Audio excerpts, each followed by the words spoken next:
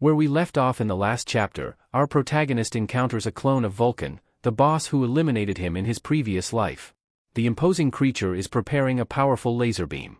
Tito Wang quickly tackles Chen to avoid getting hurt, and they barely manage to escape, but he notices his sword is destroyed. He knows that if any of Vulcan's attacks touch them, they're toast. Old Chen asks Tito Wang to flee, as he feels like a burden. But our hero tells him not to worry and reminds him of their promise to come back alive to enjoy a delicious beer. Old Chen is moved by his words, but the touching moment doesn't last long because the ferocious creature attacks again. Tito Wang, of course, dodges it, and once they are both safe, he quickly gets into a fighting stance and fiercely charges at the imposing creature. However, it turns out to be a total fail, as his attacks don't even scratch it due to its tough scales. Suddenly, he remembers that since it's a clone of Vulcan, it must have the same weakness. Sure enough, the core is located beneath its jaw. He sees the beast preparing a powerful attack and knows this is his chance. He activates his physical enhancement and manages to land a powerful hit on the core, stunning the creature for a few seconds. Our protagonist takes advantage of this glitch and unleashes his best attacks, breaking the scales of the mighty dragon and targeting those spots to inflict serious wounds. The beast finally snaps out of the stun and, furious, hits Tito Wang hard with its tail, slamming him to the ground. It then lunges at him to finish him off. Our protagonist knows he's in deep trouble and won't be able to block it in time. But blessed from above, Old Cheng appears with his shield, blocking the creature as best as he can. Worried about Tito Wang, he asks if he's okay and shouts that this is all he can do to help. Tito Wang, impressed, smiles warmly and says it's enough. Suddenly, the monster collapses. Old Cheng wonders what the heck is going on. Tito Wang explains that he poisoned it with his sword, which is why he broke the scales to make it effective. He learned this skill from the hobgoblin. Without further ado, he finishes off Vulcan's clone. The system notifies him that he's leveled up to 7 and gained a defense point. As a reward for the mission, he gets a dungeon key. Old Cheng, noticing this, curiously asks what it is. Our protagonist stays silent, apologizing because everyone has their secrets, but he suggests they go celebrate for defeating such a creature. Suddenly, some guys show up. The leader, named Park, curiously asks if they did that. Old Cheng says that the kid defeated it alone. Park understands and mentions that the overflow has disappeared and the portal is stabilizing.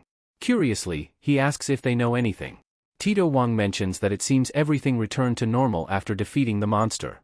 Park finds this interesting because it suggests the overflow might not be a natural disaster but something caused it. Realizing Park would keep questioning them, Tito Wang says that's all he knows and quickly leaves with Old Cheng. We see a goon ask his boss if he wants to forcefully extract information from them.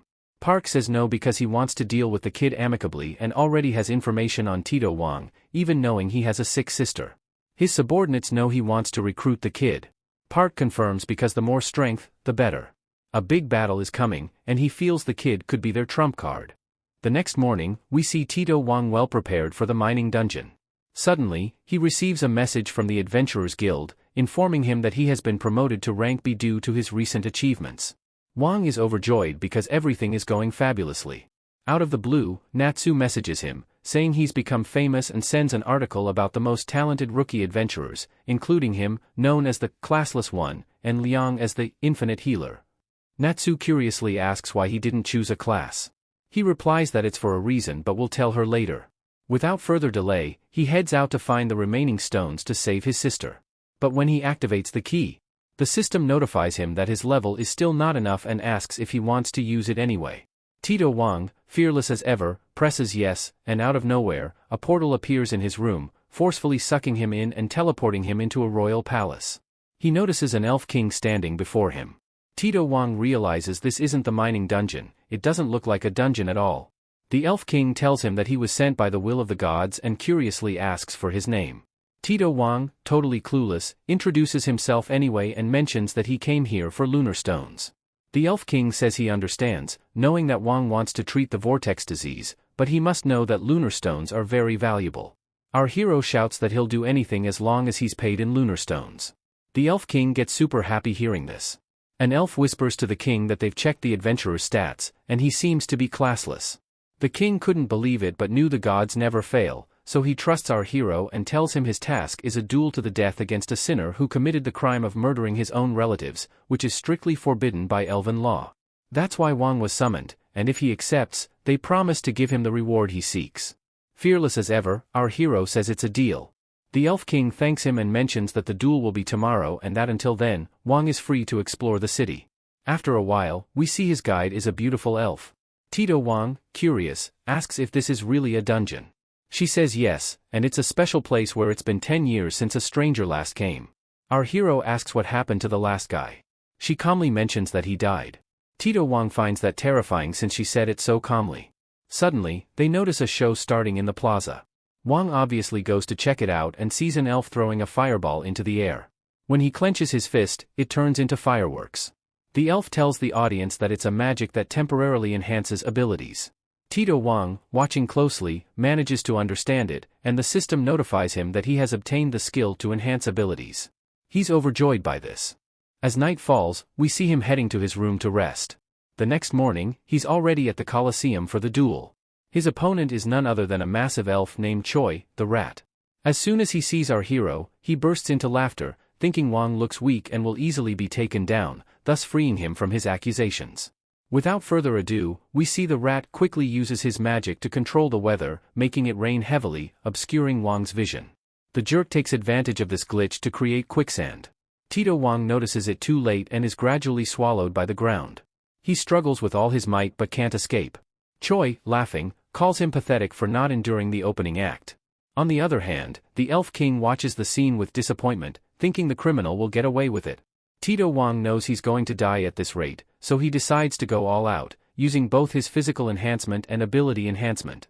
Thanks to this, he finally breaks free and furiously launches a powerful attack at the jerk. But the rat is super strong and effortlessly blocks it with his ice magic. Fortunately, Wang isn't affected by extreme temperatures, thanks to his passive ice barrier, but he still can't do anything against this guy. Choi starts beating him badly, burying him in a mountain of ice. The crowd goes wild at the spectacle. Choi shouts to the king that he will end the pathetic human, clearing his name. Suddenly, there's a huge explosion. It's none other than our hero, who escaped using his powerful fire sword. Everyone is shocked as they thought he was done for. Tito Wang knows he's no match for Choi and can't get close, but Choi can attack from a distance. He tries to recall any weaknesses elves might have and remembers hearing in his previous life about a guy who encountered an elf in a dungeon who accidentally burned his own hair with fire magic and fled in panic. Wang figures there must be a reason and that the hair might be the weakness. So, he goes all in, attacking with all his might. The rat is super confident, dodging Wang's attacks easily, and mocks him, asking if that's all he's got. Tito Wang, with a smirk, says yes and cuts off all the jerk's hair. Wang notices the rat is now trembling with fear and mentions that the elves' weakness is their hair, making Choi useless now. Furious, Choi screams that Wang dared to underestimate him and tries to kill him with magic, but it doesn't work. Without hesitation, Tito Wang finishes him off once and for all, earning 10 magic points. The Elf King shouts for everyone to praise the adventurer sent by the gods to punish the sinner. All the elves chant our hero's name, showering the stadium with petals. The Elf King congratulates Wang on a job well done and quietly asks how he knew their race's weakness. Wang remains silent. The Elf King says if Wang keeps the secret, he'll give him a small reward, an abyssal magic stone. He mentions that if Wang shows it to an enchanter, they'll teach him how to use it. Tito Wang is stunned, knowing it's a stone from the final dungeon, the Abyss. He swears to the king he'll never tell anyone. Finally, they give him the lunar stone. The Elf King, being a great guy, tells him that due to his excellent work, he'll share one more thing: lunar stones can be crafted. Wang, shocked, begs him to explain how, but unfortunately, the teleportation portal appears and forcefully sends him back to his world. Tito Wang knew that if he learned how to create lunar stones, not only would he save his little sister, but also everyone suffering from the magical vortex disease. Scene change, we're with Chief Park, a high-ranking official in the adventurers department. He's having a very important meeting and contacts our hero. He tells Wang that he wants to recommend him for a job. They're gathering talented adventurers for a big mission, and Miss Xiao also recommended him. Wang, interested, asks for more details. Chief Park tells him that what he's about to say is classified, so he needs to be discreet. He shows him a chart with statistics on the type and number of deaths of adventurers in dungeons and asks if Wang has any idea what's going on. Tito Wang says he's worried about adventurer killers. Chief Park is surprised he knows because that information hasn't been released yet. Wang already knew because he's from the past, but he lies, saying he heard it through a rumor. Park says it doesn't matter anymore. The point is, they've taken the bait. The adventurer killers organization is being lured into a trap to gather them all in one place and exterminate them once and for all. He understands it's a dangerous mission, so the reward will be high, plus his reputation will increase. They know he has a little sister in the hospital, and medical bills aren't cheap, so Park asks him to think it over carefully. Knowing it's a good offer, Wang accepts and asks for more details about the plan. Mr. Park sends the info to his phone and mentions that the mission leader will be Akira, an S-class assassin. Switching to Akira, we see him streaming how to easily defeat a B-rank monster, step by step, and then takes it down effortlessly. His fans outside the dungeon go wild seeing him. Before leaving, he shouts that they're the best and he loves them. In his car, he grumbles about being touched by those peasants. Suddenly, he gets a message saying the Adventurers Guild officials have fallen into the trap, and everything is going according to plan. For those who haven't caught on yet, Akira is the leader of the Adventurer Killers organization, and he's also the leader of the eradication mission. No one knows this. He notices that among the group members is the guy who ruined his plan with the Revenants and smirks, saying he'll eliminate him slowly once they're there. Back with Tito Wang, we see him bringing beautiful flowers to his little sister. She thanks him, saying they're lovely. Tito Wang, thrilled, tells her he has good news, he'll soon be able to cure her disease. She sadly mentions that the doctor said there's no cure. Our hero asks if she trusts him. She says, of course, he's the best big brother ever, but he brought the wrong flowers for the occasion because yellow roses symbolize fading love. Tito Wang, hearing this, goes to pray because he messed up. Outside, he's talking to Xiao. He tells her he accepted the job.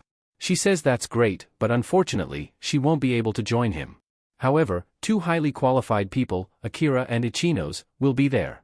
She suddenly suggests they should have a date after the mission because he's more talented than she thought, and she wants to get to know him better. Tito Wang says he'll think about it.